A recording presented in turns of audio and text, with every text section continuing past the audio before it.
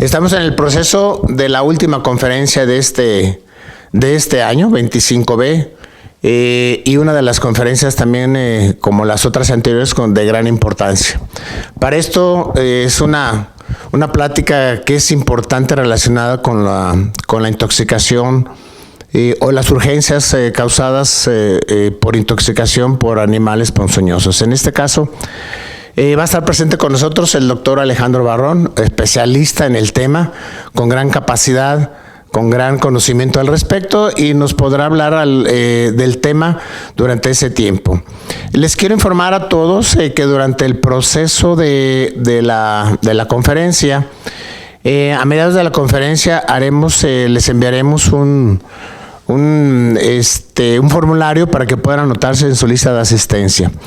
También les menciono que al final de la plática serán todas las preguntas que tengan ustedes, pues se las dirigiremos al doctor Alejandro Barrón para que puedan ser contestadas al final. Por lo tanto, mientras es la plática, bueno, pues estaremos atentos a ella. Así es de que, bueno, está con nosotros el doctor Alejandro Barrón, una persona con gran conocimiento y gran capacidad relacionada con el tema de las intoxicaciones, y mejor elemento no podíamos tener para esta presentación. Así es que, doctor, gracias por venir, es muy amable, le agradecemos mucho. Yo sé que va a aportar mucho para todos nuestros pasantes que están por ahí trabajando en lugares remotos y que de repente nos cuesta trabajo entender cómo vamos a tratar el problema, ¿no? Entonces, bueno, pues sin más, los dejo con el doctor. Él es el que tiene esa capacidad, no yo, el que tiene la capacidad para poder hablar del tema. Así es de que lo dejo en las manos de todos ustedes. Adelante, doctor. Gracias por venir, muy amable. Gracias, buenos días. A mí me agrada mucho eso de que estemos capacitándonos y que todos estemos aportando un poquito para que nuestros futuros médicos y que ya están trabajando precisamente en campo clínico, pues no la sufran como la sufrí yo en su momento al manejar algún animal de ponzoña. Entonces, tomando en cuenta esto, decía el doctor Barriga, capacitarse cuesta, pero no capacitarse cuesta más, porque eso cuesta vidas. Entonces, el día de hoy lo que vamos a hablar es el manejo de las urgencias, hablando de intoxicaciones por animales de ponzoña o animales venenosos. Para fines de la práctica, veneno y ponzoña o tóxico lo vamos a utilizar como una misma cosa, aunque hablando en el diccionario, pues son específicamente, cada uno tiene su definición, pero para entendernos vamos a decir que es lo mismo. Entonces, en ese sentido, pues vamos a hablar el día de hoy de alacranes y vamos a hablar de arañas, y con esto nos vamos a ir enfocando precisamente a ese tipo de animales que son los que más problemas les van a dar durante su servicio social. Ok, nos vamos directo con esta diapositiva. Lo primero que tenemos que entender es cuál es la diferencia entre un alacrán y un escorpión. Desafortunadamente esta palabra, este juego de palabras los pone a ustedes luego en jaque, y sobre todo con la población cuando están en los pueblos, porque la gente define que cada uno es un ente diferente y la realidad es muy diferente de esto. Cuando hablamos de alacrán, hablamos precisamente del animal que pica con la cola, viene del árabe al-askrab, que significa eso. Y escorpión es una etimología o una palabra grecolatina que también significa eso. Entonces, aquí cuando hablemos de alacrán o escorpión estamos hablando de del mismo animal. Tengan en cuenta que la gente va a decir el alacrán es chiquito, el alacrán es güero, el alacrán es venenoso, y el escorpión no. El escorpión es grandote, puede ser güero, puede ser prieto, puede ser grandote, chiquito, lo que sea, pero desafortunadamente esto no aplica. Pásame la que sigue, por favor. En esta diapositiva, pues para no perder tiempo, nada más les pongo las definiciones. Ok, pásame la que sigue. Y nos daremos cuenta que en lo que sigue es hablar precisamente de los números. Chéquense cómo hablan a nivel mundial de 5,000 muertes de este tipo de intoxicaciones, y en México se registran entre 200 a 300 mil casos anualmente por picadura de alacrán. El problema se llama que aunque tenemos disponible el tratamiento, se siguen muriendo pacientes. ¿Y en dónde es donde se registran las picaduras? Bueno, se ha registrado en Guanajuato, en Jalisco, en Guerrero, en Michoacán, en Morelos, en Nayarit, pero los estados que con mayor problema tienen, porque son a los que más se les mueren, son Guerrero, Jalisco, Michoacán, Morelos. O sea, es muy poca la diferencia, la presencia contra la mortalidad, y desafortunadamente tiene mucho que ver el hecho de que no se lleven a tiempo los pacientes para darle su tratamiento adecuado. El secreto de esto va a ser el tratamiento oportuno. Ok, en esta diapositiva les pongo yo los alacranes básicos de México que son tóxicos o peligrosos para el ser humano. No necesito que te los aprendas, no necesito el nombre, a lo mejor para fines de un examen nacional sí te pueden preguntar, sobre todo el Centruroides noxius nayarita o el elegans, que es el de Morelos. Sin embargo, pásame la que sigue, esto en la vida real no tiene una aplicación tan funcional. ¿Por qué sucede esto? Si tú te checas este mapa, les pongo en la zona roja o con toda la marca roja aquellos estados donde existe más incidencia de alacranes con veneno tóxico para el ser humano. Entonces tú observarás que tenemos ahí estados en línea verde o en línea azul o en línea amarilla, donde sí puede haber alacranes que sean tóxicos para el ser humano, pero son en muy poca cantidad. Y son más frecuentes aquellos alacranes que tienen un veneno que no va a pasar de que te duela, te arde, te duele y te arde toda la semana, pero no te pone en riesgo la vida. Entonces, entendiendo eso, los estados de mayor problema son los que están pegados aquí a Jalisco. Y desafortunadamente esto tiene que ver mucho con las vías de comunicación. Si tú te fijas, Jalisco está en el punto central de comunicar norte con sur, este con oeste y con el centro de la República. Entonces, al traer nosotros productos y servicios de otros lados, ahí se vienen los animales en los camiones de transporte y es donde ya no tenemos una regionalización franca de este tipo de insectos. Entonces, una cosa que es importante y que te puede ayudar, aunque luego hay gente que dice que no, llegan las pacientes y te llegan con el animal y a lo mejor te llega medio despedazado o chancleado el animal o en un frasquito con alcohol. Estas son características que necesito que tú vayas ubicando porque son las que te pueden a definir si el paciente se te puede poner grave o no, o dejarte respirar y decir no se va a poner grave, le puedo manejar con analgésico, a lo mejor un frasco de antídoto y no necesito preocuparme o derivarlo porque necesite un tratamiento más avanzado. Las características principales son 4. 1, el esternón triangular. Si tú te fijas en la imagen, estamos volteando el alacrán y vemos la parte ventral. En esa parte donde se ve el circulito, estamos ahí haciendo hincapié en el esternón de tipo triangular. En la que sigue diapositiva o en la siguiente foto que está, regrésame una porfa, en la siguiente foto que está abajo de la del esternón, vemos la calabaza o aculea donde se contiene el veneno.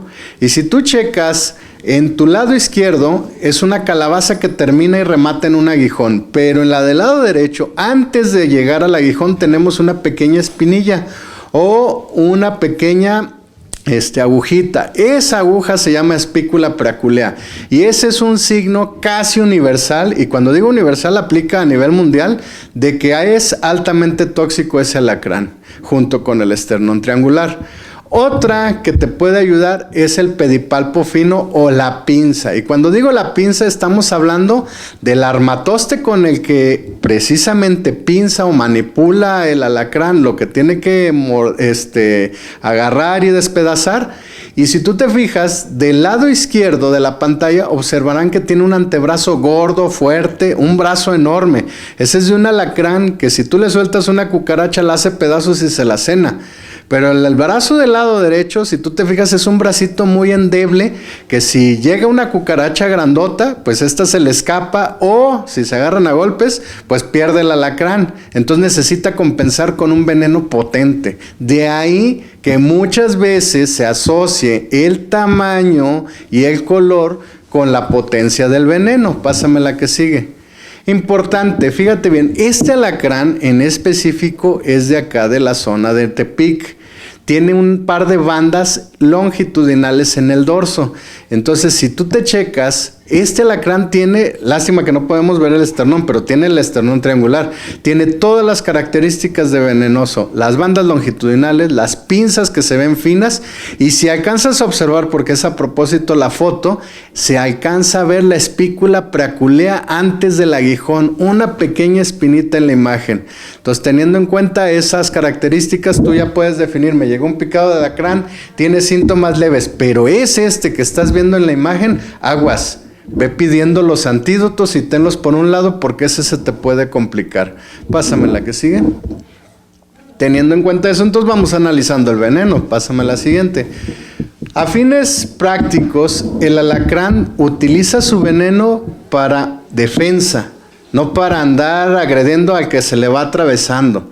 En realidad los animales, dicen los biólogos, solamente atacan cuando se sienten en peligro mortal. No atacan por quemar cartucho, así como el ser humano, que si tiene una pistola, llega ahorita Navidad y sueltan los tiros al aire por andar festejando. No.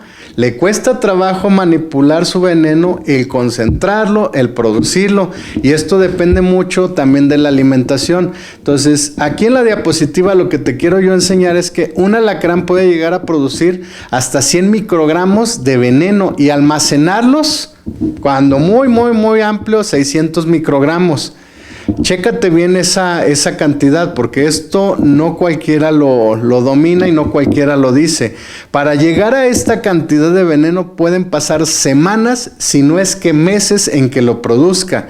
Entonces, ¿tú crees que un alacrán que va pasando por ahí, se encuentra un niño y ve que el niño no le va a hacer nada, lo va a gastar nomás porque sí? Pues se queda sin comer porque ya se quedó sin el veneno, sin el cartucho para poder cazar o para poder defenderse. Pásame la que sigue. Entonces, entendiendo eso, estamos entendiendo que los alacranes pueden tener incluso picaduras que se les conoce como picaduras secas, o sea que no inyectan el veneno.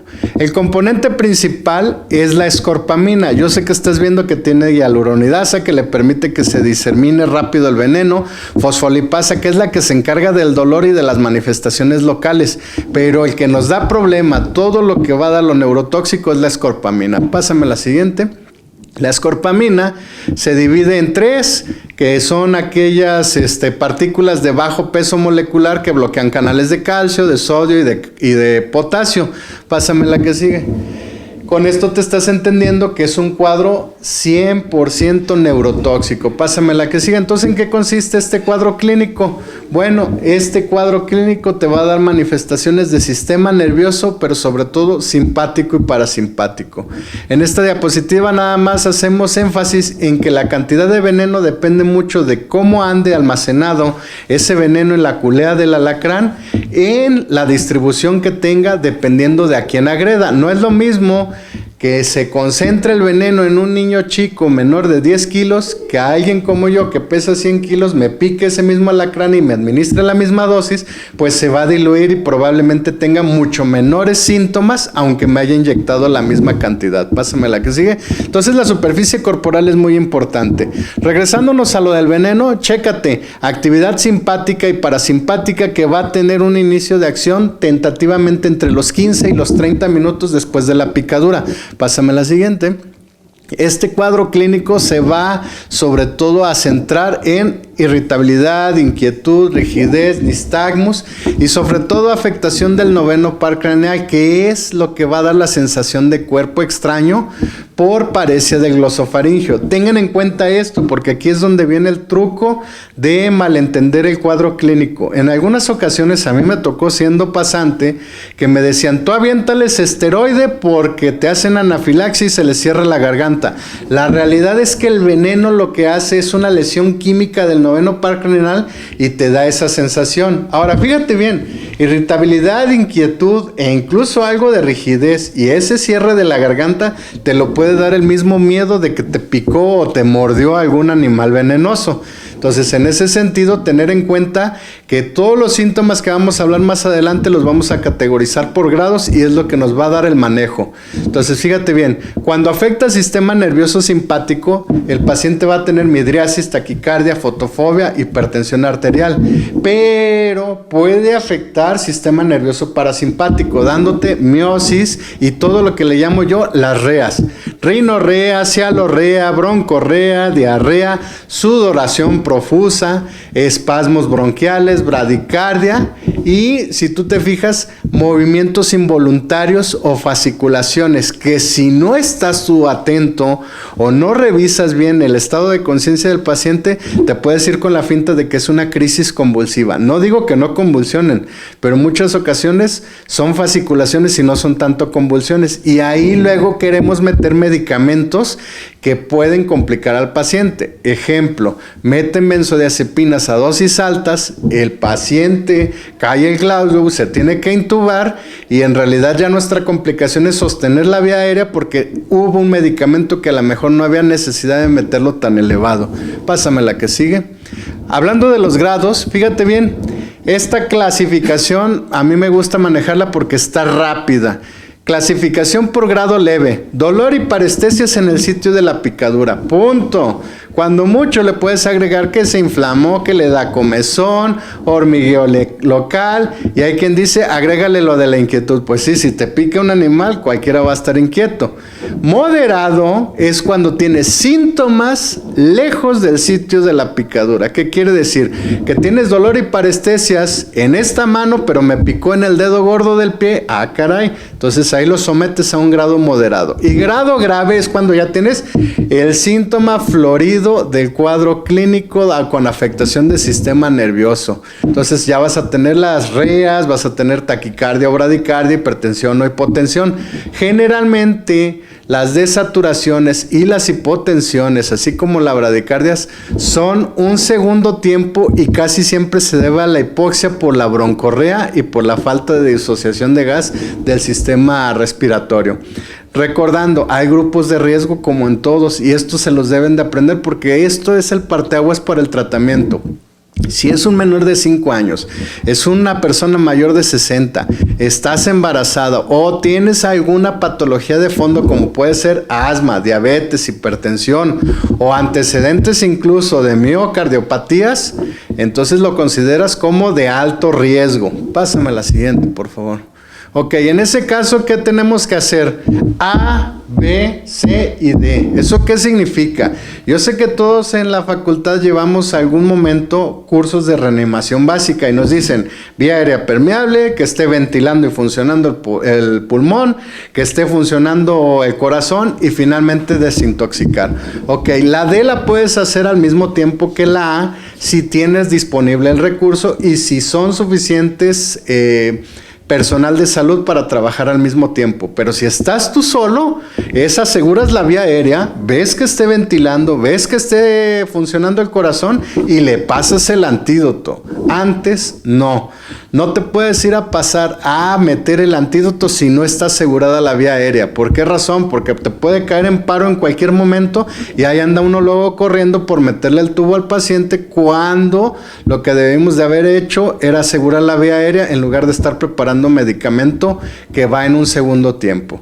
Importante, si tu paciente sientes que está en un grado moderado o incluso está en un grado grave, tienes que hacer el manejo y el soporte de sostén como indica ACLS, VALS y PALS, o sea, sondas y dedos por todos los agujeros, ayuno, sonda nasogástrica, urinaria, sonda para ventilación mecánica, accesos vasculares que incluso si amerita tienes que ir a intraósea. No se tarden más de 3 piquetes a la hora de que estén canalizando y no la puedan y sigan intentándolo. No pueden con 3 piquetes, ok, nos vamos a intraósea y el tratamiento aplica como cualquier manual de soporte básico de reanimación. El manejo de sostén debe de incluir analgésicos naturalmente porque este tipo de veneno, aunque el alacrán sea poco tóxico o de bajo riesgo para la vida del paciente, el dolor es importante y puede llegar a durarles hasta semana y semana y media. Entonces, tener en cuenta eso. Y el manejo de sostén implica que aunque tú des un antídoto, luego se nos olvida que debemos de dar este soporte. Entonces, si el paciente ya está hipertenso, a punta de antídotos no le vas a curar la hipertensión. Si el paciente está encharcado el pulmón, no le vas a curar con antídotos el encharcamiento. Entonces, lo tienes que someter al paquete de lo que le toca. Está en arritmia, métele el antiarrítmico que sea necesario. Está convulsionando, voy de acuerdo, metes la benzodiazepina. Está hipertenso, mételo al paquete de antihipertensivos que tú ya debes de saber manejar. Pásame la que sigue. Y seguramente lo debes de saber manejar mejor porque ustedes tienen más actualizadas ya las guías. En cuanto al manejo de sostén, entonces te hago mucho hincapié sobre todo el edema agudo pulmonar, porque en muchas ocasiones se oye la broncorrea y queremos meter el antídoto y se nos olvida que hay que secar ese pulmón, pero hay que tener cuidado. Si es primero la vía aérea permeable, entonces, y no mejora la saturación con puntas nasales o con máscara de reservorio, lo tienes que intubar. Pásame la que sigue. Que esperemos que no lleguen a eso ustedes. El tratamiento como tal es el antídoto, no hay otro. Es el tratamiento común y corriente, aunque parezca aquí gol comercial. Alacramín es el más ordinario que tenemos disponible. Pásame la que sigue. La edad del paciente, acuérdense que depende mucho para los síntomas, sobre todo por el volumen de distribución relacionado con la edad. Importante, si vas a administrar un antídoto, tú lo puedes administrar en bolo, lo puedes administrar intravenoso, intraóseo, y no te recomiendo tanto intramuscular. ¿Por qué razón? Porque pierde potencia y pierde efectividad. Entonces ahí es donde sucede que luego administran 30 antídotos y todos se los pusieron en la nalga y pobre paciente todo picado de la nalga y que no le ha hecho el efecto como tú lo esperabas, pero porque se tuvo que administrar en la nalga. Entonces, 3 piquetes para canalizar. No pudiste, mételo a intraósea y administralo por intraósea. ¿Cómo se debe de administrar? Es en bolo y no más allá, entre dosis y dosis de paquete cada 30-60 minutos. Aquí viene algo muy importante. Cada frasco tiene la capacidad de neutralizar 1.8 miligramos de veneno. ¿Te recuerdas cuánto era la capacidad máxima que daba de Aculea un alacrán así gandallón? 600 microgramos. Entonces, en teoría y por matemáticas, con un solo antídoto tienes. Pero recuérdate, no es lo mismo que le pique a un bebé a que me pique a mí. Entonces ahí es donde tú vas a ver que hay diferencias entre grupos de riesgo, la cantidad que se administre de antídotos por grado de sintomatología. Pásame la que sigue. Importante, este tipo de antídotos son de 4ª generación, son muy seguros. Yo sé que van a encontrar todavía textos o la guía vieja de práctica clínica que les decía, dilúyalo en medio litro de agua para media hora. No, son de 4ª generación, son muy seguros y no he visto hasta la fecha en manejo de alacrán y de araña que den una reacción adversa la administración rápida del antídoto. Importante, fíjate bien, es un grado leve. Lo vamos a dividir de riesgo bajo, de alto riesgo. Acuérdense que el riesgo va sobre todo la población, menores de 5, mayores de 60, embarazadas o con alguna enfermedad de fondo. ¿Es de riesgo bajo? Ok, tiene síntomas leves, lo observo al menos 4 horas, esa sería mi recomendación. Aunque diga ahí la guía de práctica clínica 2 horas, yo recomiendo 4. ¿Por qué razón? Porque a lo mejor te picó en la nalga y en la nalga se queda ahí almacenado un poco por la grasa y se va a soltar más adelante. Pero eso no le quita, te voy a decir lo más nuevo. La nueva guía de práctica clínica, yo participé para esta que va a salir ahora en este próximo semestre. La indicación es que si tienes uno, aunque sea de riesgo bajo, pero trae síntomas como es el dolor y la parestesia, de todas maneras administres uno. ¿Por qué razón? Yo lo pongo así, más o menos en balanza, porque a lo mejor les pasa como a mí. Yo nada más tenía 2 o 3 antídotos para todo el mes Entonces como que dices, es un grado leve y quemar el cartucho, ok, tú tanteale. ¿Por qué lo comentan que se debería de administrar? Porque el dolor y la sensación de parestesias puede durarles toda la semana. Entonces, si tú lo administras, le vas a quitar esa sintomatología más pronto al paciente y no la va a sufrir. Entonces, esa sí se puede quedar a tu criterio. Sin embargo, si es de riesgo alto, aunque tenga síntomas muy leves, de cajón e inmediato le tienes que administrar uno. Pásame la que sigue. Nos vamos con el grado moderado. Si es de riesgo bajo, arrancas con 2 y a los 30 minutos revaloras al paciente. Veo que la mejoría es muy pobre o no mejora o incluso está avanzando, repito la cantidad a la media hora, o sea, meto 4. Si es de riesgo alto, arranco con 2 y estoy al pendiente de ver si no tengo que regularlo, porque ese se me puede complicar. La guía nueva incluso va a decir riesgo alto en grado moderado, arranque con 3. Tengan en cuenta eso. ¿Qué pasa si lo tengo que regular? Ya va media hora y si lo veo que no ha avanzado bien, repito con otros 2. Si arranqué con 3 y meto otros 2, ese va a ser tu tope. No meto más de 5. ¿Por qué razón? Matemáticamente ya cubriste el veneno con las cantidades de frascos que tú necesitabas administrar. Oiga, doctor, me pueden decir, pero es que yo he visto gente que le pone 8, 10, 20, incluso una vez vi uno de 30, y la realidad es que el error es que no damos el manejo de sostén. Quieren curarle el edema agudo pulmonar a punta de antídotos. Entonces, si ya llevas los 5 y tu paciente está peor, algo no estás viendo o algo no estás haciendo del manejo de sostén. Puede ser que ya traiga una miocardiopatía por la respuesta catecolaminérgica, o puede ser que la hipoxia te esté llevando a que se complique porque no administraste oxígeno adecuadamente en la vía que toca. ¿Qué quiere decir? Así como va, no lo intubé y punto. Pásame la que sigue. El grado grave. Si es de riesgo bajo, se comenta que puedes arrancar con 2. La realidad, la guía nueva dice que arranques con 3. Y si es un grado grave alto de riesgo, arrancas incluso hasta con 4. Estas diapositivas las pongo así porque son las guías de práctica clínica, las últimas que hubo en el 2015. Sin embargo, sí se ha visto que se tiene que subir la dosis porque entre más pronto se administre, menos complicaciones vas a tener. Oiga, doctor, es de riesgo bajo, le metí 3 y a la media hora sigue igual, metes otros 2 para complementar a la media hora y revisas tu manejo de sostén.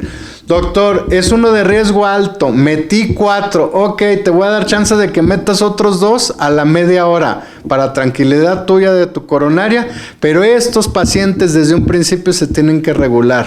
¿Por qué razón? Porque te va a ganar la necesidad del ventilador o de un manejo con un subespecialista incluso. Pásame la que sigue. Entonces, teniendo en cuenta eso, fíjate bien con lo que te dije yo de la fisiopatología del veneno, estarás de acuerdo entonces que nada tiene que ver los esteroides aquí. Y por el contrario, si tú le avientas un chut de esteroide cuando no está bien indicado, corres el riesgo de que potencie los síntomas simpático-miméticos. No sé ustedes, pero yo he visto aquí personas en mi hospital que llegan todas jodidas, que están chocados y dicen los residentes, choque refractario, y pum, cabrón, le ponen bolos de hidrocortisona y empieza a levantar la presión. Si no lo tenés hipertenso y le pones el esteroide pensando que es una reacción anafiláctica o inflamatoria, si no estaba complicado lo vas a complicar. Lo mismo sucede con el antihistamínico y el anticolinérgico. Oiga, doctor, pero los venenos de algunos insectos, sobre todo las alergias y anafilaxias, resuelven con antihistamínicos. Sí, pero ¿en qué momento viste tú que dijera yo que el veneno del alacrán tiene que ver con la histamina? Y al contrario, la histamina, los antihistamínicos a dosis altas, acuérdate que incluso los adictos los utilizan para rebajar, por ejemplo, la cocaína, porque dan un efecto dosis alta simpático-mimética. Entonces eso conlleva el riesgo de empeorar también al paciente. Entonces tengan cuidado con eso. Ok, nos pasamos al tema de arañas. Hay 2 arañas que vamos a ver rápido, sobre todo la Lactrodectus, porque esa es muy común aquí en Jalisco. Pásame la que sigue. La Lactrodectus es esta, es la araña capulina. Consiste en una araña que tiene una panzota negra, generalmente, hay unas cafés, pero la característica es esa panzota que parece un capulín, de esas plantas que parecen un frijolote. Oiga, doctor, yo vi una capulina que no tiene el reloj de arena. El reloj de arena es como un tatuaje. Desafortunadamente ahorita ustedes ya no aplica lo que me decía mi mamá de ráyese la cola, y ahorita ustedes ya se la rayan. Pues estos nacen ya con ese tatuaje. Y ese tatuaje puede ser una raya, puede ser el reloj de arena, pueden ser 14 rayas, lo que tú quieras. Lo que te indica que si es una capulina ni siquiera es el color, es la forma de la araña, para que lo tengan en cuenta, porque hay una variedad de la araña capulina que es café como ese macho que se ve ahí a un lado. Si tú te fijas, ese macho es un Gutierritos en comparación con la arañota hembra. No voy a decir chistes misóginos porque luego me regañan. Pásame la que siga mejor. Ok, importante, en México no existen tarántulas tóxicas para el ser humano. No confundir este tipo de animales con las arañas. Estos se defienden con esos pelitos que se ven ahí. De hecho, si tú te fijas en las tiendas de animales exóticos, los venden para tenerlo en la casa. Entonces traes ahí tu araña como la tucita de Pedro Infante, y esta si se enfada para los pelos y te los avienta. Entonces el problema es una úlcera corneal porque te caigan los pelos en el ojo. Pero de ahí en fuera, esta, aunque tuviera veneno, su órgano inyector de veneno no le sirve para defenderse. ¿Por qué? Porque tiene los colmillos hacia el frente. Entonces tendría que ir como si fuera un ariete y se le quebrarían. Entonces no es útil. Pásame la que sigue y no es de riesgo. En cambio, la araña capulina sí puede morder. Fíjate bien en esta imagen. Es la lesión en diana. Pero no la busques porque la mitad de los pacientes desaparece inmediatamente la lesión. Y la otra mitad desaparece a la media hora. Entonces te va a llegar el paciente, vas a querer buscarle la lesión, no la vas a encontrar. Entonces la lesión no indica si es o no es la mordedura de una araña capulina. Entonces, teniendo en cuenta, vamos analizando el veneno. Es un policompuesto también. Y es un policompuesto que también afecta sistema nervioso. Pásame la que sigue, pero este afecta más la placa neuromuscular. También contiene lípidos, contiene carbohidratos, contiene algunas proteínas, pero son proteínas de bajo peso que no te dan reacciones de tipo alérgica ni que tienen que ver con la histamina. Pásame la que sigue. El veneno en sí es la alfa-latratoxina, que si tú te fijas afecta las terminales nerviosas, sobre todo las endócrinas de los vertebrados. Pásame la que sigue. Entonces, entendiendo esto, va a dar excitación neuromuscular. Por eso pudiera confundirse en algún momento la sintomatología leve de un alacrán con una araña capulina. Pásame la que sigue. Pero es muy característica la de la capulina. Fíjate bien, la capulina empieza el dolor sobre todo en extremidades inferiores, abarcando las plantas de los pies. Se siente como que arde, como cuando te estás ampollando después de correr mucho, que tú dices, ay, el calcetín me está ahí dando lata. Ok, así se siente ese ardor de pies, dice la gente, ardor de patas. Ok, pero empiezan fasciculaciones anunciándote cual si se va a presentar un calambre más adelante en lo que es los muslos, y estos se pueden volver espasmos que van ascendiendo.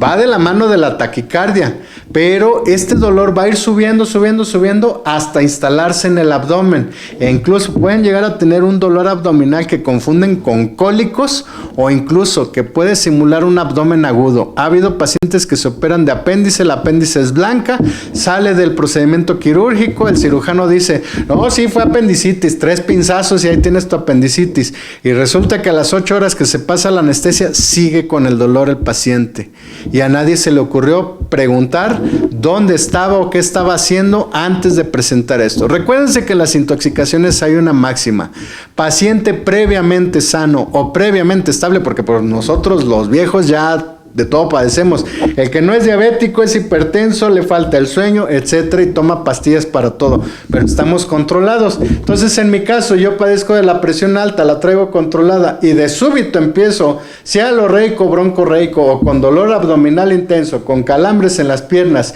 y la presión súper disparada. Eso significa que hay un factor detonador. Entonces, tener en cuenta eso. En las intoxicaciones el paciente generalmente está sano o está estable. Importante, ¿puede dar priapismo? Sí, pero el alacrán también lo puede dar. Entonces el dolor abdominal va a ser la clave junto con las fasciculaciones, el aumento de los reflejos osteotendinosos. Chécate, este es muy importante. Todo esto que ves aquí, yo creo que cualquiera, si nos muerde o nos pica alguien, un insecto, nos lo va a dar. Pero estos pacientes sienten la muerte inminente y así te lo dicen. Hazme algo porque me estoy muriendo. ¿Qué sienten? La verdad no sé, pero yo lo he oído de niños y de niños de 3 años. Entonces, importante estar al pendiente de ese tipo de comentarios cuando llega el paciente. ¿Qué complicaciones puede tener? Hipertensión, insuficiencia cardíaca, arritmias, convulsiones también, sobre todo por la hipoxia del mal manejo. Chécate este paciente. Tiene trismo, sudor, eritema y blefaroconjuntivitis. Todo esto se conoce como la facies lactrodectísmica. Para que tú lo entiendas, así como yo, se ve abotagado de la cara, se ve como hinchado cuando no debería de estar. Entonces esto también te apoya al diagnóstico. Ok, el tratamiento, analgésicos, relajantes musculares, incluso se puede indicar el diazepam, pero yo lo manejaría con cuidado. Recuérdate que el diazepam no es la plática, pero no se debe de administrar intramuscular porque tiene una absorción muy irregular. Entonces, como bien se absorbe todo de volada, puede no absorberse rápido y darte síntomas del medicamento después. Entonces, no se recomienda de cajón, pero sí un metocarbamol. Calcio. Van a encontrar un montón de libros. Como hablamos de la placa neuromuscular, administrale calcio. La realidad es que es un volado administrar calcio. ¿Por qué? Porque el calcio se ioniza y al rato vas a tener problemas de arritmia. Entonces, tener cuidado. Yo no lo pondría. Dicen los biólogos, no hay necesidad de la antitetánica porque los animales generalmente, a diferencia del ser humano, tienen el hocico y los dientes muy limpios y los colmillos. Pero yo no conozco una araña que se lave los dientes, así que mejor yo sí la pondría. Y el favoterápico, el Aracmin Plus, es el tratamiento. Importante, dije Aracmin Plus porque hay 2 actualmente. El Aracmin Plus tiene la capacidad de inhibir 6,000 dosis letales 50, fíjate bien, y ese es un pleito que tengo con mucha gente. ¿Por qué? Porque tiene la capacidad de inhibir el equivalente a 180 glándulas de veneno. ¿Te acuerdas cuánto daba el de alacrán? El de alacrán daba 150, este da 6,000. Entonces, en teoría, con un solo frasco tienes para neutralizarlo. Pero las guías te van a decir por grado, si tiene grado leve, ponga 1, grado moderado, ponga 2, grado grave, ponga 3. Yo te recomiendo que si es un grado del que sea, lo pones y a la media hora no ha mejorado, ok, pásale el segundo, pero revisa si no tiene que ver un diagnóstico diferencial diferente.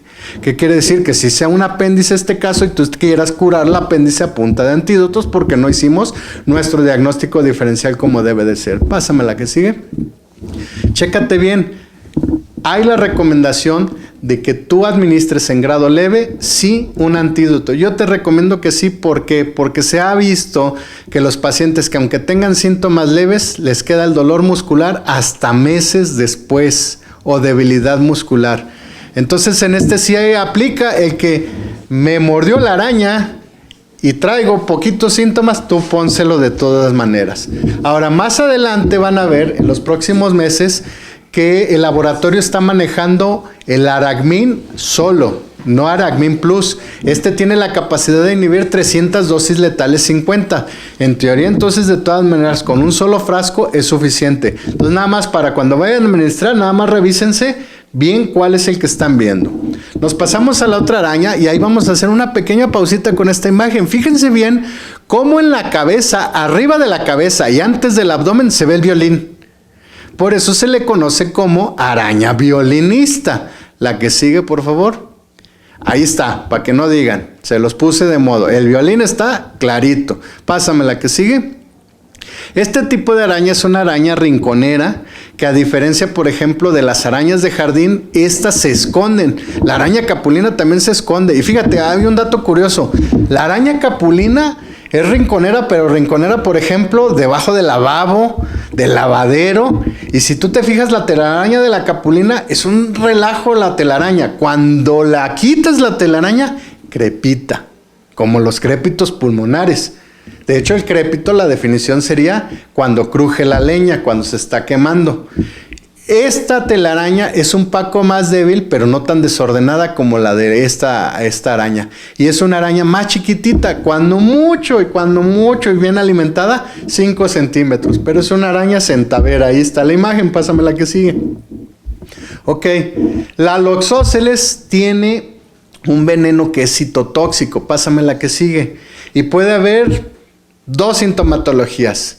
La que es local y la que es generalizada. Y aquí viene el problema. Si tú te fijas, todo lo que compone el veneno son puras enzimas proteolíticas o citolíticas. Entonces esto es lo que nos da ese tipo de venenos que son síntomas muy diferentes a los anteriores animales. Este nos puede provocar lesión membranal de cualquier célula, pero aquí les pongo el ejemplo de la hemólisis hablando del glóbulo rojo. Pásame la que sigue. Entonces, ¿cuáles van a ser los síntomas?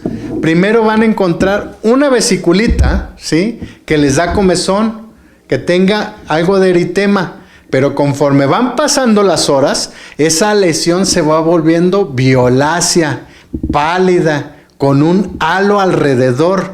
Pásame la que sigue. Generando esto, una úlcera en las siguientes semanas o meses, y una úlcera que se va de largo, se hace profundo. La que sigue, eso es cuando es local. Pero cuando es sistémico, imagínate ese efecto ahora regado por la sangre. Entonces, ¿qué va a haber? Coagulación intravascular diseminada. Pásame la que sigue.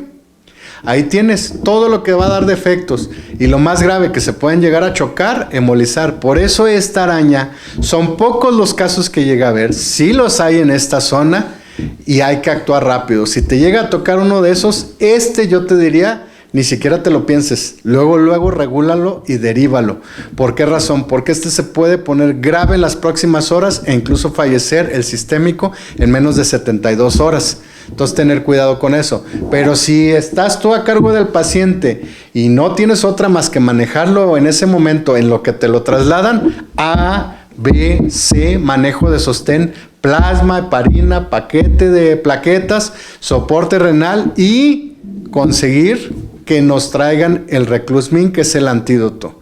Este es un poco más difícil de obtenerlo, pero bueno, voy a hacer el gol comercial. El laboratorio de Bioclon siempre tiene disponible algún experto 24 horas, y de hecho en la red que maneja el equipo de salubridad, tú te comunicas con tu supervisor y ellos tienen la capacidad incluso de hablarle a estos expertos para que se pongan en contacto con uno y ayudarte al manejo para tratar de hacerte llegar el antídoto, o que te reciban al paciente en algún lugar cercano donde haya el antídoto. Entonces, tener en cuenta eso. Yo te recomiendo, no te quedes con este paciente. Desde que te llega, si lo sientes que es una araña de este tipo, derívalo. Pásame la que sigue, no te arriesgues. El tratamiento para la gente que está ya acá en la ciudad y que tiene más cosas, pues si es una lesión menor a 2 centímetros, incluso se puede dar manejo sintomático. Pero si es una lesión mayor a 2 centímetros, aquí entra el uso de corticoides, sí, pero a discreción y sobre todo del experto. Hay variantes en el tratamiento como la de aminodifenilsulfona, que es la que se utiliza con la lepra. Yo te recomiendo que si lo vas a manejar o piensas que se tiene que manejar con eso, mejor derívalo. La de aminodifenilsulfona resulta que te puede dar metemoglobinemia, y el problema es que se puede intoxicar con esto y también vas a necesitar un antídoto para eso. Entonces, la recomendación es no te metas en problemas, derívalo y se manejará por el experto. Pásame la que sigue, por favor. El tratamiento, fíjate bien, hay el antídoto que es el Reclusmin, neutraliza 150 microgramos de necrotoxina. Pásame la que sigue. Este tipo de antídotos es caro, difícil de conseguir, no está a la venta en cualquier farmacia, pero lo importante es que sí está disponible y que administrándolo a tiempo puedes evitar que se compliquen y se mueran los pacientes. Problema. Luego resulta que también vemos las lesiones y ya tienen meses y queremos pedir el antídoto. No, hay que hacer el diagnóstico diferencial con esto que les pongo ahí. Puede ser un Steven Johnson, puede ser una úlcera diabética, una úlcera por decúbito. Las de herpes luego se asemejan, sobre todo cuando están muy complicadas con infecciones bacterianas de la piel. Entonces, tener en cuenta eso. Si ya tiene mucho tiempo, probablemente no lo sea. Acuérdate que el que tenemos problema es el agudo y el que se puede poner en riesgo la vida. Ahora fíjate bien, aquí te pongo estas, nada más como para que te des una idea de diagnósticos diferenciales. Te llegan con esto, que esto es lo común. Ahí tienes la picadura de mosquito. Luego le digo a la señora, sobre todo a los alérgicos, piquetito ronchota, porque hay de respuesta a respuesta. Tú eres una persona normal, como los demás, pues es un piquetito. Pero eres como yo, que eres medio atópico, se te va a hacer un ronchonón. Y ahí es donde les queda luego la duda. Entonces hay que recordar, halo violáceo alrededor de la vesícula. Ve la picadura de pulga, las picaduras de abeja, incluso las picaduras de abeja a veces encuentras hasta el aguijón ahí con toda la glándula, la picadura de hormiga. Nada que ver, ahora que ya viste estas imágenes, con la de la araña violinista. Pásame la que sigue. Ok, ¿qué no hacer? Succión, torniquete y crioterapia. Eso para nada se recomienda. Ese como el del chiste, el de te vas a morir, compadre. ¿Por qué? Porque para cuando ya quieres tú chuparle el veneno del animal, ya se peló el veneno y ya está haciendo su efecto donde quiera. El único donde se puede valer succión y un torniquete suave, que sería un vendaje compresivo, no torniquete como tal, sería en la serpiente. Y recordemos que no todas las serpientes también inyectan veneno, puede haber mordida seca, entonces tengan en cuenta eso. Para las serpientes les recomiendo esto, la bomba de extracción de Sawyer. Esta generalmente la traen los campistas o los Boy Scouts aquí en su cangurera. Entonces si los llega a atacar el animal, en ese momento extraen la mayoría del veneno. Pero hay quien dice que no se recomienda, que porque puede dejar una lesión. La realidad es que la bibliografía te dice que una bomba de extracción de Sawyer aplicada en los primeros 10 minutos te puede extraer hasta el 80% del veneno que administró el animal. Entonces sí lo recomendaría, pero ¿en qué casos? Serpientes y o monstruo de Gila. De ahí en fuera, en ningún otro caso. Pásame la que sigue. Sobre todo insectos, no. ¿Qué debemos de hacer con nuestra comunidad? Enseñarles a prevenir. ¿Por qué? Porque la casa del mexicano está diseñada para tener animales, desde cucarachas, hormigas, alacranes, arañas, hasta serpientes. Ahí no me van a dejar mentir ustedes. Va a haber gente que dice, ay, tengo una serpiente rinconera ahí en ese hoyo de entre los ladrillos que no he logrado tapar. Pues eso es lo que tenemos que enseñar, a limpiar, a descacharrizar y a sellar todos los hoyos y cambiar los techos, porque luego resulta que tenemos techos de paja o de palma y ahí es donde se almacenan ese tipo de animales. Pásame la que sigue. Y siempre, si ustedes incluso están en esa zona, siempre sacudir su ropa y el calzado antes de ponérselo, porque tú no sabes qué animal se pueda meter en tus zapatos y al rato ahí traigas ya la piquetiza. Pásame la que sigue. Recomendaciones, sí, hay algunas plantas, la citronela les ayuda sobre todo para algunos insectos voladores, zancudos, moscos y demás, pero no hay como la limpieza. Importante, y que lo que quiero concluir, el favoterápico es el tratamiento específico, pero no olvidar que el ABC manda sobre el favoterápico. Entonces siempre dar eso. Pásame la que sigue. Ok, yo sé que va a haber algunas dudas. La que sigue, por favor. Ahí está la bibliografía, yo sé que es mucha, pásame la que sigue, tardé muchos años en leerla, pero les comentaba yo aquí los compañeros que quería hacer un gol comercial. Este libro justamente hace media hora me acaban de entregar la primera copia que salió, entonces me da gusto promoverlo con ustedes porque el gusto para mí es que va a estar disponible en la biblioteca virtual de la universidad para descarga gratuita, así que si no estoy yo para darte respuesta a tus dudas, ahí lo vas a encontrar. Más, ¿por qué? Porque estoy casi seguro que te estás aguantando de preguntarme sobre los mitos de los animales venenosos. Eso que ya platicábamos de que si el tamaño tiene que ver, el color tiene que ver, en este libro lo vas a encontrar. Entonces, no va a ser de venta, va a ser para que sea acceso gratuito y tú, como un personal de salud capacitado, puedas defenderte ante un animal de este tipo cuando te llegue tu paciente. Yo, de mi parte, no sé si podemos pasar a la sección de dudas con los chicos. Es que interesante esto. Ustedes, yo creo que más de alguno de los que están al pendiente de esta conferencia, pues tienen ya la idea claramente de lo que está sucediendo. Entonces yo creo que han de tener muchas dudas.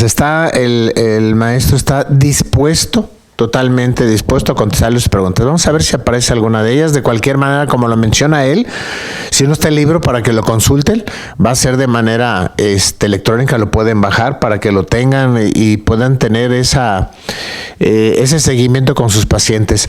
Pues está complicado, no es tan fácil como lo pensábamos nosotros el manejo de los pacientes picados por un alacrán o por una araña. Yo creo que tenemos que tener conciencia sobre todo del manejo, porque sí creo que uno de los aspectos muy valiosos era darles los flavoterápicos, pero dáselos, ponle uno y luego si no funciona ponle otros 2, si no funcionan otros 4, hasta ponle 10. Ese es un problema muy serio que al final de cuentas lo único que va a ocasionar es un problema mayor, ¿no? Parece que hay pregunta. A ver, vamos a ver. Sí. Dice que en dónde dijo que iba a estar disponible el libro. El libro va a estar disponible en el repositorio de la universidad en la página de Cooks. Lo que vamos a llevarnos nosotros de tarea va a ser, al menos de mi parte, estar al pendiente de hacerles llegar la liga y se las haremos llegar a lo mejor a través de los chats luego de casos clínicos, puede ser una idea, o en su defecto incluso hablamos con el señor rector para que en la página de Cooks en un post pongamos aquí está ya el libro, nomás tense al pendiente y ¡pum!, lo descargamos. Tengo una duda respecto al manejo de la picadura de alacrán. Me han llegado pacientes a consulta que presentan la reacción hasta 24 horas después de la picadura. ¿Qué aconseja usted en estos casos? La última que me llegó fue precisamente ayer. La picadura sucedió el miércoles por el mediodía. Solo presentó dolor local. El jueves por la mañana comienza con hormigueo, taquicardia y sensación de cuerpo en garganta. Fíjate, esa es una duda bastante frecuente, bastante legal, pero que no cuadra. Te voy a decir por qué, y no estoy diciendo que no pase, y ahorita te voy a ayudar a contestarla.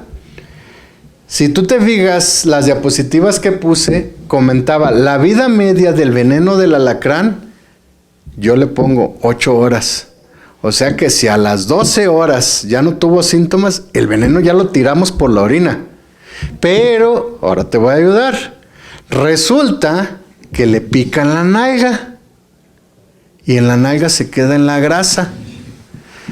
A mí ya van 2 casos en toda la vida, y te digo, hablando de toxicología para acá, unos 20, 22 años, uno que le picó aquí, en esta parte del dorso de la mano, y sí le picó como ahorita, a las 7:30 de la mañana, y resulta que empieza con síntomas 12 horas después.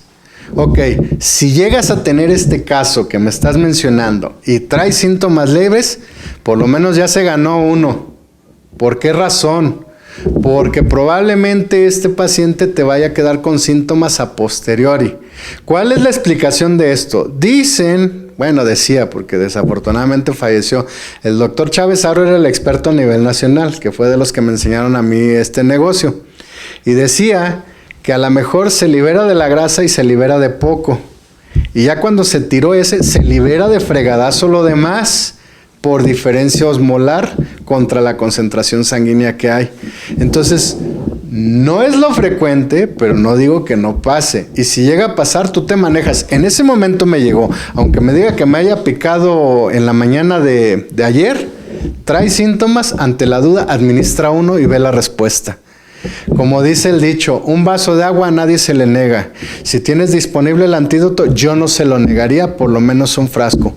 Oiga, doctor, fíjese que le picó, y ya estaría medio exagerado, iba a decir una grosería, pero está medio exagerado decir, le picó antier, pero llegó hoy con síntomas de moderado a grave, arranca como marca la guía, 2 o 3 frascos dependiendo de si es de bajo o de alto riesgo este paciente. Ante la duda, es mejor administrarlo, quemar esa bala. Por eso es por lo que hay que tener siempre presente que debes de tener en tu stock tu flavoterápico. Una recomendación que a lo mejor está de más que lo diga, pero yo sí lo haría. Si se te está acabando el stock, exige a tu región sanitaria que te surten. No te puedes quedar sin antídotos, tú sobre todo si estás en una región de alto riesgo. Tú me puedes decir, doctor, estoy en la playa. Ese es de altísimo riesgo. Todos los días les llega un picado de alacrán. Oiga, doctor, yo estoy en la montaña. Uno hay por mes. De todas maneras, yo no me quedaré sin stock. Lo quemé ahorita, estoy llenando la solicitud para que me lo surtan a mediodía. Entonces, ten en cuenta eso. Dice acá más adelante, Acerca del manejo del paciente por picadura de alacrán, ¿qué AINE o analgésico recomendaría como parte del manejo de sostén? Chin, esto se contesta así como pregunta de la señora de la verdulería, con paracetamol, así como en el IMSS. La realidad es que, fíjate, no sé por qué la creencia de la gente es que le hacen el feo al paracetamol. El paracetamol es un analgésico muy potente. Ok, tú me dices, doctor, yo quiero ponerle ketorolaco. Es muy válido. Si tú te fijas, no tiene que intervenir con la respuesta inflamatoria que pudiera dar el veneno, porque no la hay. No la hay como tal. Si tú me dijeras, es un paciente asmático, y sí te digo, no le pongas AINES, porque los AINES te pueden dar, por ejemplo, broncoespasmo como efecto adverso. Entonces ahí sí no, pero este no es el caso. Pero yo me iría en ese orden. Primero paracetamol y luego los analgésicos potentes como el ketorolaco. En las guías te pueden sugerir incluso tramadol, es válido. Pero yo no utilizaría, por ejemplo, opioides o opiáceos, sobre todo porque a lo mejor si no estás en un sitio donde puedes tú controlar la vía aérea o monitorizar la vía aérea, pasas un opiáceo y el paciente está medio hipóxico, aunque tenga dolor, se te va a caer para abajo la saturación o te puede hacer una pausa respiratoria o en su defecto una apnea y ahí vas a andar corriendo a meterle el tubo. Entonces, nada más evítate un poco los opioides y los opiáceos. Oiga, doctor, ¿y si le pongo midazolam para que se calme? La realidad es que la guía te dice que no. ¿Por qué razón? Porque si lo administras el midazolam como un ansiolítico agudo, lo único que vas a ocasionar es dos cosas. La primera, las benzodiazepinas se asocian con aumento de las secreciones y espesar las secreciones. Entonces te puede taponear la vía respiratoria, aparte de que te provoca más cialorrea. Y segundo, te puede deprimir el sistema nervioso y ahora sí, si no ocupaba, vas a tener que intubar al paciente. Entonces esos déjalos de lado. Si tú me dices, doctor, yo lo voy a intubar, entonces ahí entro en otra cosa, se llama manejo de sostén y meterlo al paquete de reanimación básica o de reanimación avanzada que incluye las PPPs. Preparo al paciente, preparo el equipo, preoxigeno, oxígeno, paso los medicamentos y ahora sí paso el tubo para intubar a ese paciente y asegurar la vía respiratoria. Pero creo que con eso quedó contestada. Dice, en mi unidad contamos con alacramín. Si me llega un pacientito, va inyectado intramuscular, ¿podría explicar nuevamente la administración, por favor? Bien, intramuscular no está mal. Yo sé que algunos de ustedes son la competencia de la casa de salud, porque estás en tu centro de salud y está la comadrona allá enfrente a la que le tienen más confianza porque es la de toda la vida y esta señora ya le administró un antídoto y ya le dijo, órale, ahí estás listo, vámonos para su casa. No pasa ni media hora y ahora sí se va contigo y ya llega todo, cialorreico, broncorreico, diarreico y lo que tú quieras imantes de síntomas. En ese momento, 3 piquetes, no pudiste canalizarte, me vas a intraósea. ¿Por qué? Porque ya le administraron uno y está teniendo ya síntomas de un moderado a un grave. Ese se te puede complicar. Pero tú dices, no, doctor, está la enfermera, ya le di yo 3 piquetes, pero la enfermera es más buena que yo para picar y sobre todo niños. Ok, le damos chance a 3 piquetes. Pero acuérdate que uno sufre junto con el picado del alacrán. Yo creo que el picado del alacrán y el asmático es de los que uno como médico le sufre junto con el paciente porque se te aprieta la coronaria de estar viendo lo que respira bien gacho. Entonces, tener la consideración de que bajo estrés, a lo mejor tú serás el más bueno en picar venas, pero en ese momento sí te puede fallar. Y si te falla, la intraósea es una opción. Repito, porque acabo de dar ese tema en un congreso estatal aquí en Jalisco sobre el manejo intraóseo con antídotos. La intraósea te permite que le metas todo lo que quieras, soluciones, medicamentos, plasma, sangre completa e incluso antídotos. Hay por ahí un par de artículos, hay uno gringo y me parece que uno mexicano en donde hacen mención de esto que acabo de decir. Y si tú te pones a analizar, aunque a mí no me creas, ponte a revisar qué calibre tiene, cómo te lo da la perfusión y distribución, pues suena lógico que el antídoto puede pasar por la intraósea. Entonces, si no lo puedes canalizar, vete a intraósea, no andes inventando.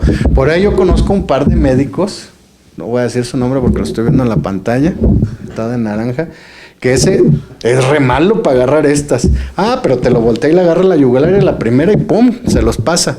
Sí, pero esos son casos extraordinarios y no te lo recomiendo. El callo que yo tengo agarrando la yugular, es de años.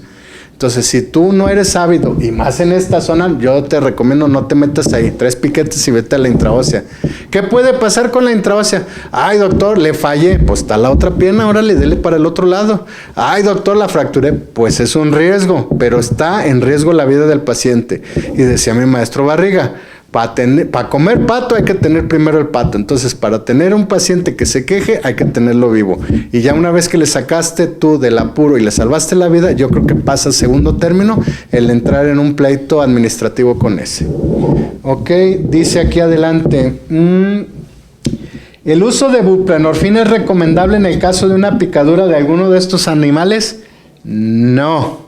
Vuelvo a repetir lo que comenté hace rato. Opioides, opiáceos, y debo de incluir morfínicos como tal, no se recomiendan. ¿Por qué razón? Número 1, si no tienes un control estricto de la visualización del estado neurológico del paciente, se te va a complicar. Y lo digo con justa razón. ¿Me permiten decir quemar gente? Hace unos 3 años, en una cruz de un color así como rojo, de por allá del periférico para aquel lado, y no digo la de aquí de Toluquilla, más para allá, hubo un caso similar.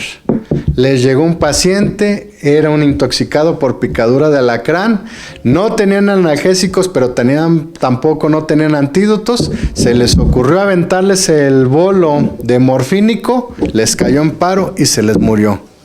Y el médico que estaba encargado ya no se la acababa.